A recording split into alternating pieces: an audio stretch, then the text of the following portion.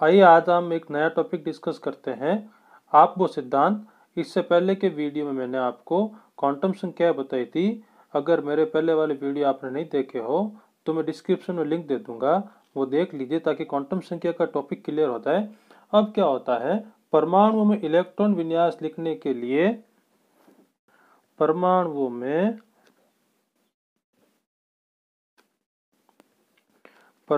में इलेक्ट्रॉनिक विन्यास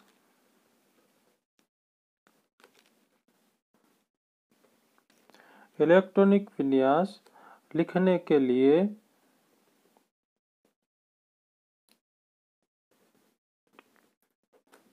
एक सिद्धांत दिया गया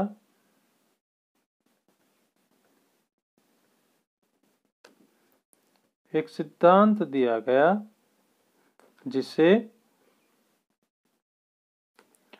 आफबो सिद्धांत कहते हैं। आफबो सिद्धांत कहते हैं। या कई बार कंपटीशन में सवाल आया हुआ है कि आफबो का अर्थ होता है, तो आफबो किसी वैज्ञानिक का नाम नहीं है, ध्यान रखना आप। आफबो किसी वैज्ञानिक का नाम नहीं है। आफबो एक जर्मन शब्द है। आफबो एक जर्मन शब्द है और इस आफबो का अर्थ होता है निर्माण करना। आफबो का अर्थ क्या होता है? निर्माण करना। अतः परमाणु या आयनों में इलेक्ट्रॉनिक विन्यास बढ़ने में जिन नियमों का परमाणुओं में इलेक्ट्रॉनिक विन्यास बढ़ने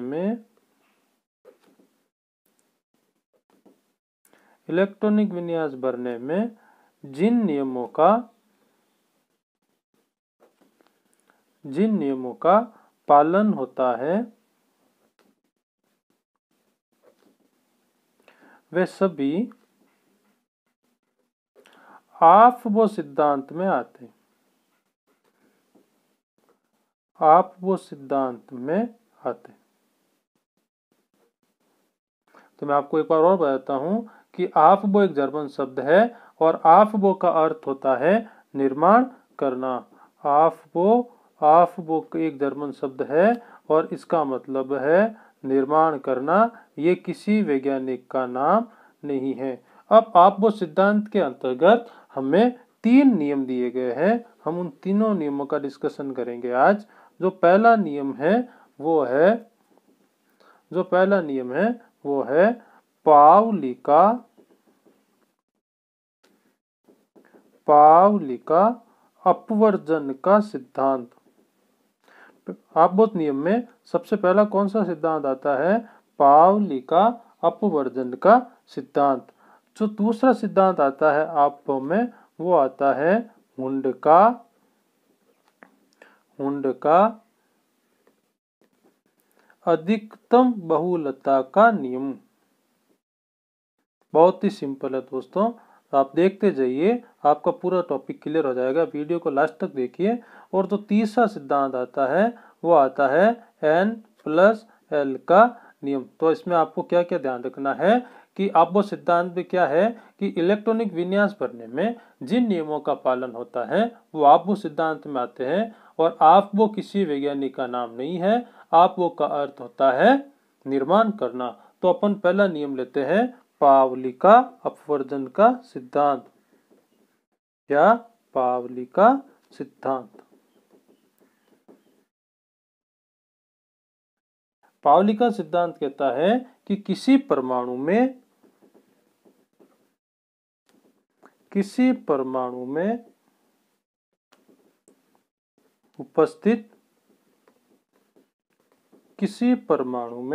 उपस्थित किन्हीं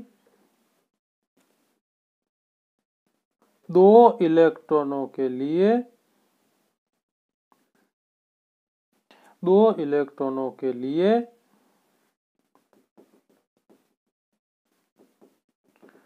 चारों क्वांटम संख्या का मान किसी परमाणु में उपस्थित किन्हीं 2 इलेक्ट्रॉनों के लिए चारों क्वांटम संख्या का मान, ध्यान रखना, चारों क्वांटम संख्या का मान एक समान नहीं हो सकता।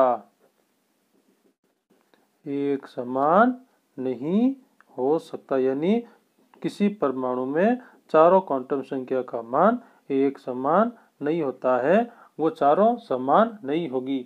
जैसे मान लो 3 क्वांटम संख्या है n, l, m का मान समान है, तो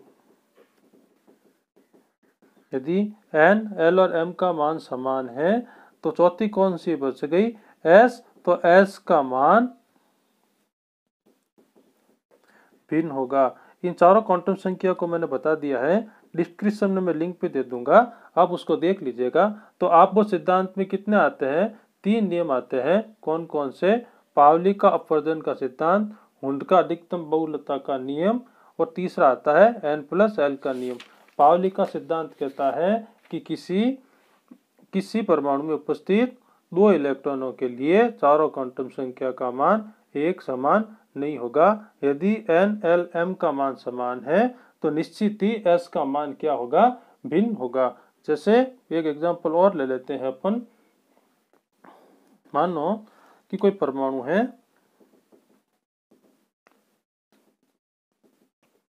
P कक्षक में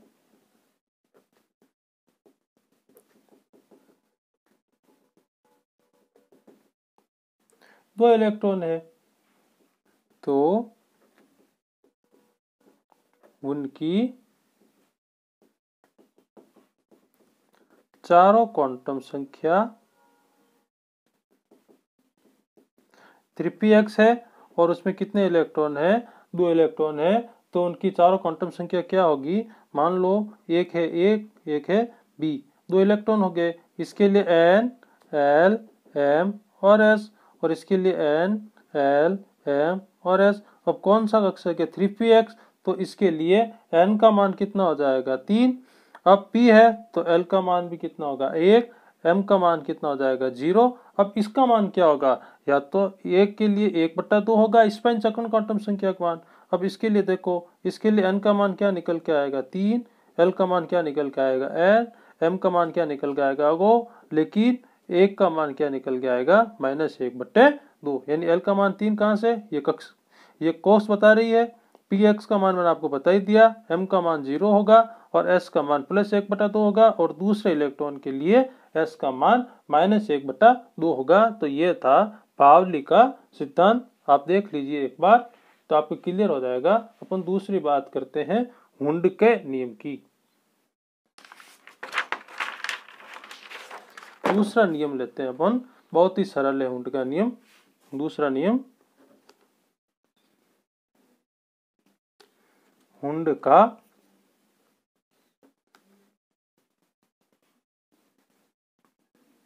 अधिकतम बहुलता का नियम। जो दूसरा नियम है वो है हुंड का अधिकतम बहुलता का नियम। और यह नियम कहता है कि जब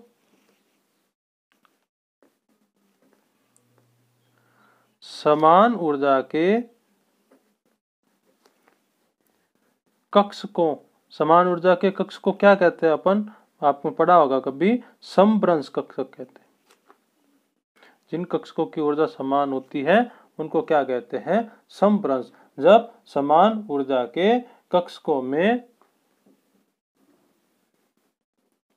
इलेक्ट्रॉन बढ़ते हैं तो वे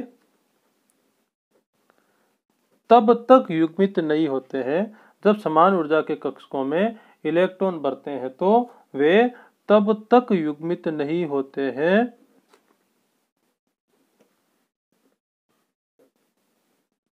जब तक सभी कक्षकों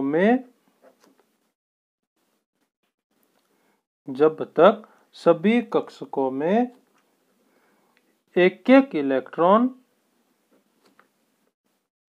नहीं चला जाता है।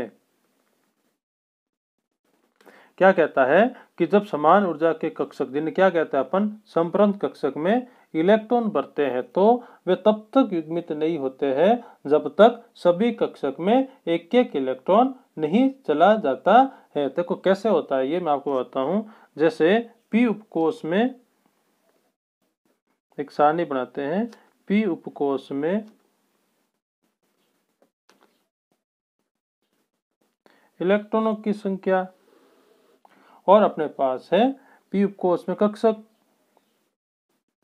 p उपकोष के तीनों कक्षक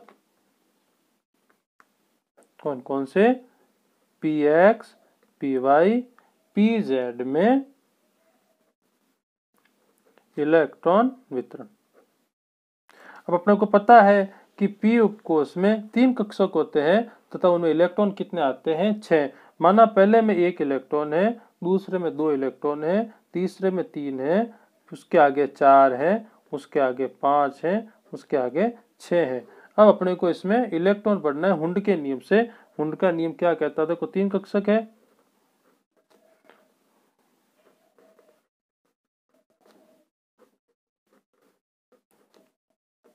ये तब तक युग्मित नहीं होंगे जब तक इनमें एक एक इलेक्ट्रॉन नहीं चला जाता है।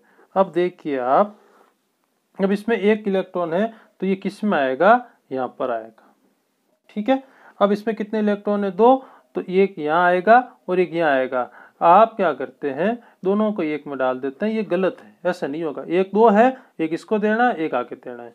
अब अपने पास कितने इलेक्ट्रॉन है? 3, तो एक यहाँ आएगा, एक यहाँ आएगा और ये आएगा। तब तक युग्मित नहीं होंगे जब तक पूरों को एक एक इलेक्ट्रॉन नहीं मिल जाता। अब अपने पास 4 इलेक्ट्रॉन है, 1 2 3। अब इसमें क्या हो जाएगा? युग्मन प्रारंभ होगा।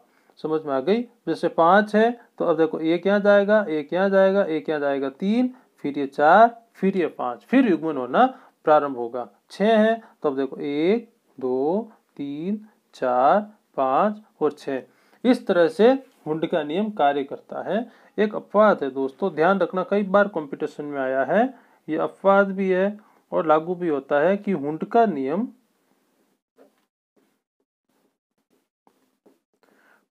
नियम S कक्षकों पर X कक्षकों पर लागू नहीं होता है। क्यों नहीं होता है? क्योंकि इसमें एक ही कक्षक होता है, एक ही कक्षक होता है। तो हुंड का नियम हो गया। एक बार देख लेते हैं वापस कि जब समान ऊर्जा के कक्षकों में इलेक्ट्रॉन बढ़ते हैं तो वे तब तक युग्मित नहीं होते हैं जब तक सभी कक्षकों में एक एक इलेक्ट्रॉन नहीं चला जाए। इनको कैसे भरना है मैंने आपको भरने का तरीका भी बता दिया है। इस तरीके के इसको भरना है। और हुंड का नियम किस पर लागू नहीं होता है? हुंड का नियम एस ब्लॉक के कक्षकों पर, एक्स कक्षकों पर लागू नहीं होता है। क्योंकि इसमें एक इलेक्ट्रॉन ही पाया जाता है। अब अपन तीसरा नियम लेते हैं, N+L का नियम। बहुत ही इंपॉर्टेंट नियम है इलेक्ट्रॉन विन्यास भरने के लिए।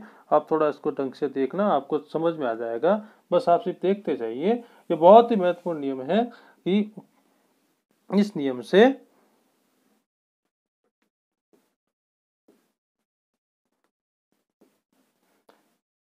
से कक्षक में कक्षकों में इलेक्ट्रॉनों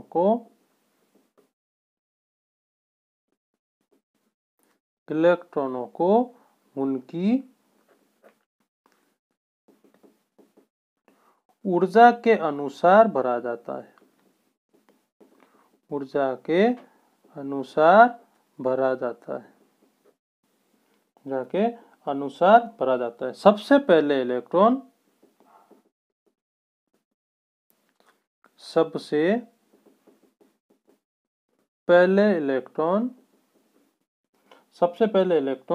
निम्न ऊर्जा वाले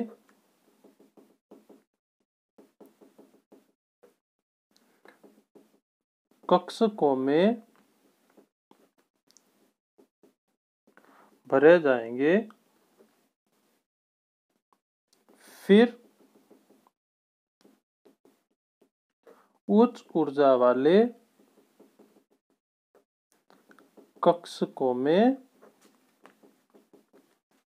भरे जाएंगे। ये क्या करता है ये नियम? कक्षकों में इलेक्ट्रॉन की ऊर्जा के अनुसार बढ़ने को बताता है कि सबसे पहले जो इलेक्ट्रॉन है वो निम्न ऊर्जा वाले कक्षकों में भरेंगे, फिर उच्च ऊर्जा वाले कक्षकों में भरेंगे। अब ये नियम क्या कहता है देखते हैं। ये कहता है कि सबसे पहले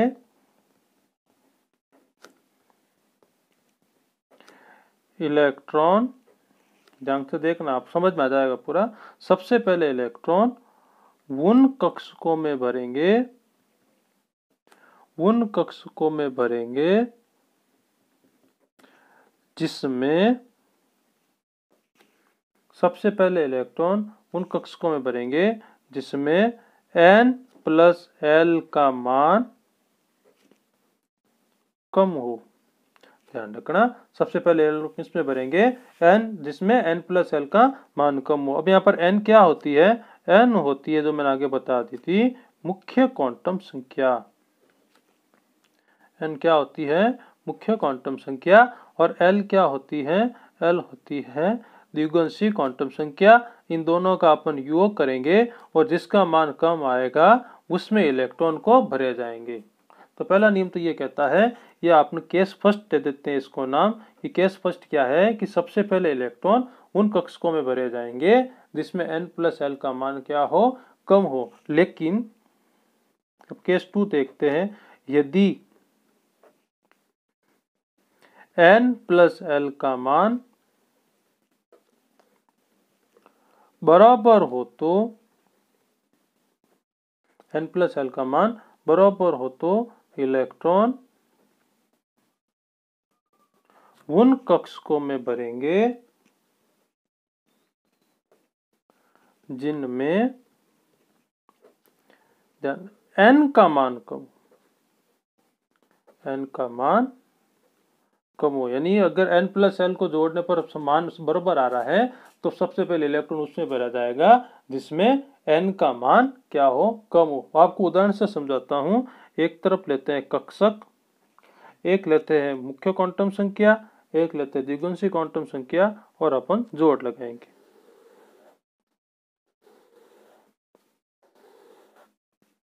इसमें आपको समझ में आ जाएगा, इतनी बहुत।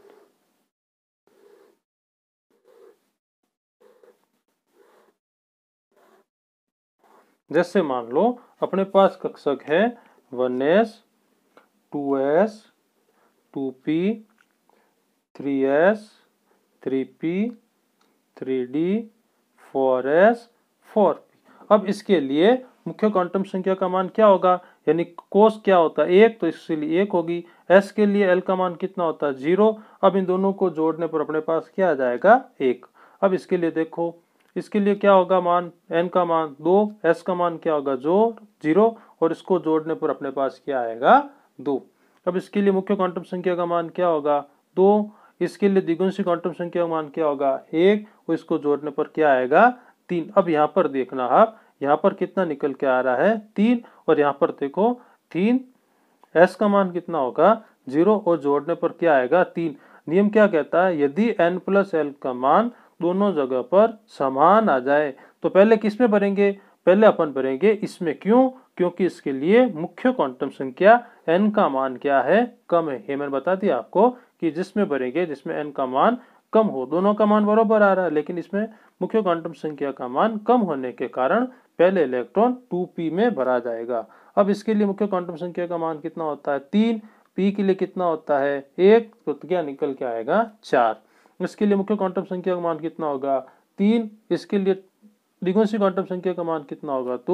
तो कितना निकल के आएगा? 5। इसके अनुसार बढ़ते हुए ऊर्जा के क्रम में बढ़ते जाएंगे। इसके लिए कितना आएगा? 4। इसके लिए कितना आएगा? 0, और क्या आएगा? 4। आगे देखो आप, इसके लिए मुख्य क्वांटम संख्या का मान कितना आएगा? 4। इसके लिए कितना आएगा? 1। इसके लिए आएगा 5। तो इस अनुसार अपन इलेक्ट्रॉनिक विन्यास भरेंगे। और इसके लिए ऊर्जा का क्रम क्या होगा? सबसे निम्न ऊर्जा का क्रम होगा 1s, इससे ज्यादा होगी 2s की, इससे ज्यादा होगी 2p की, इससे ज्यादा होगी 3s की, इससे ज्यादा होगी 3p की, इससे ज्यादा होगी 3d की, इससे ज्यादा होगी 4s की, इससे ज्यादा होगी 4p की। तो ये इस तरह के इसका ऊर्जा का क्रम होता है। तो ये